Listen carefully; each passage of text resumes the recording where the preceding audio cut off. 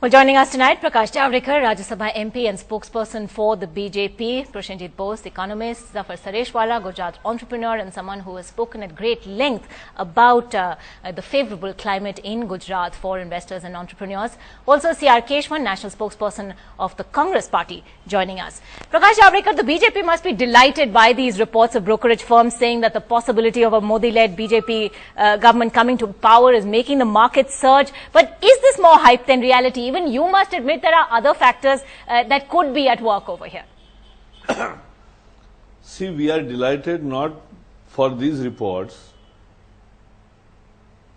The real important is the real people support which we are witnessing, not only in rallies but everywhere. That's first.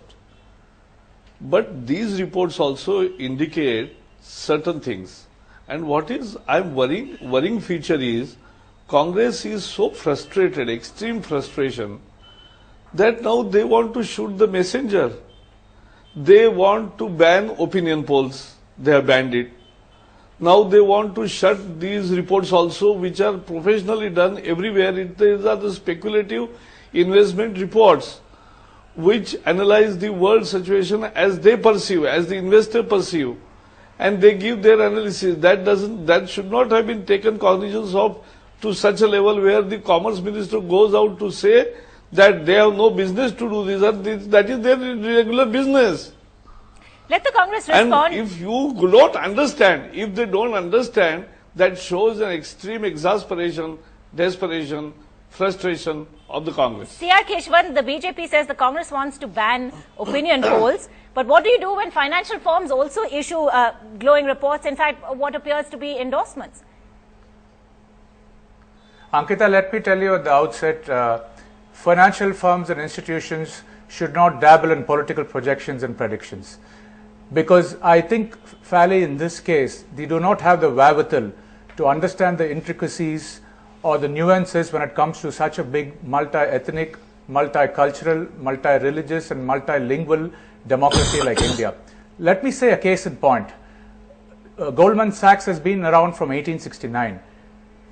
Could they conjecture what happened in 1929 or 30s when it came to the onset of the Great Depression?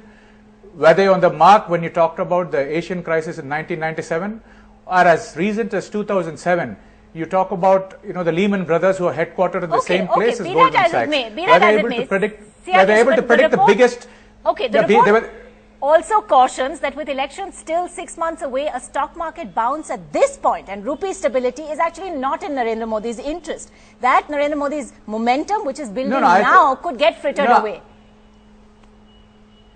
Let me make a point here. First thing to begin with, when Goldman Sachs talked about the firm foundations, the economy and the structures of the economy will have with the onset of a Modi wave, they should understand the BJP and the RSS when it comes to foundation and structures always break the foundation and structures. I'm not talking about physical foundations here. I'm talking about the foundations on which this very country was founded upon. I want to make 2 points here with your permission, which have never been made till now. First thing is their clever sophistry and double-tongued talk. They talk about inclusive growth. He talked about Lok Samasta Sukhino Bhavantu.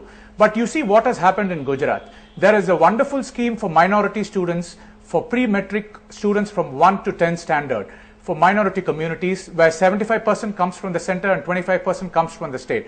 This man says that youth should be involved in nation building. But what does he do? He doesn't give the scholarship for more than 4 lakh students since in 2008.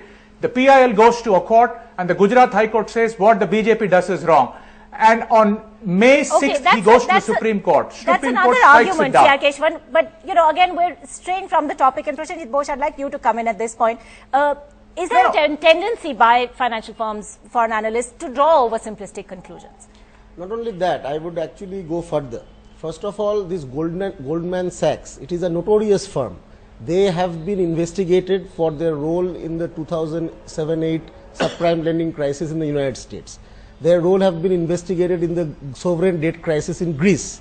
These financial firms, their interventions, the way they intervene in the stock markets of various countries, financial markets of various countries, especially developing countries, are extremely sinister. I think we should be very, very cautious and careful about that.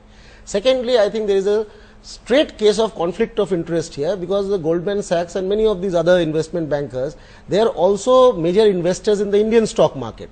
Why are they talking about these market sentiments now? You see, the rally which we are seeing in the Bombay stock market today is, I think that there is a lot of, it is basically another bubble which is just waiting to burst. It's a very peculiar kind of rally where the certain kind of stocks are basically showing a very abnormal kind of, very high, number exactly. of stocks as well. So I see in this a particular game that is being played, which has very less to do with what is really happening in the Indian political electoral scene and more to do with speculative activities in the stock market. Having said so, I just want to also react to what the BJP spokesperson is saying. That it is really surprising that a foreign firm of extremely dubious credentials, I mean, we really want to know, because Mr. Modi has been saying all kinds of things. He is going to fix all problems that faced by India, from inflation to corruption to everything. Is this the kind of policy perspective that the BJP has, that today it wants certificates from these dubious investment bankers like Goldman Sachs? Is that the credibility of the BJP today? Is that the kind of alternative economic policy that the BJP stands for?